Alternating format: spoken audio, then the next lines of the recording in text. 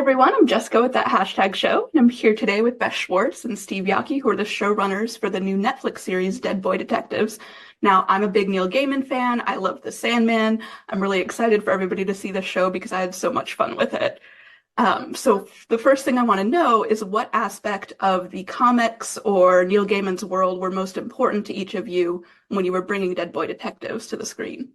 I know for me, it was really, really important to maintain the fidelity of their backstories, the characters that we were moving over, because we knew we were going to do something crazy with them. But then in conversations with Neil, he sort of made it clear that one of his favorite things about the Dead Boy Detectives is how different creators have taken them and done different things. Like Jill Thompson did that manga version where they're like dressed up as schoolgirls in an all-girls school. So we sort of had creative freedom, but I knew I wanted for people that had read the comics, Sandman and the Dead Boy Detectives comics, to recognize the boys. And for me, it was just keeping the heart of the friendship that Neil sort of created with this friendship of these two boys, and so bringing that to screen and honoring that really was important to me. Awesome.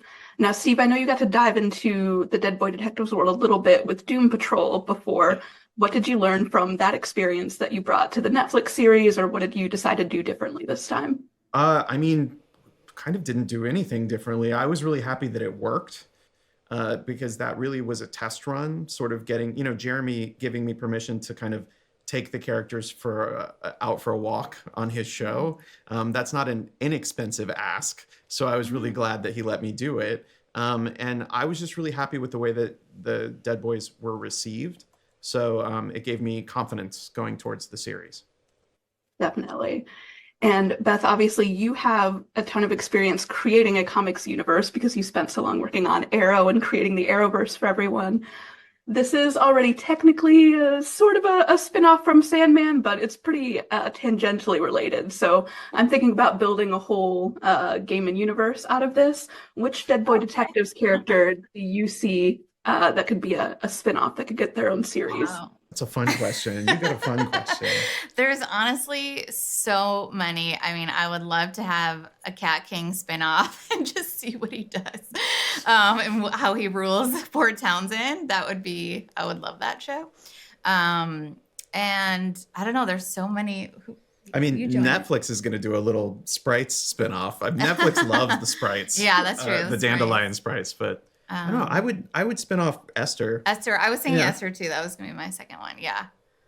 Just to watch her be mean to people. Yeah, all day. Be mean to I love it. I loved it so much.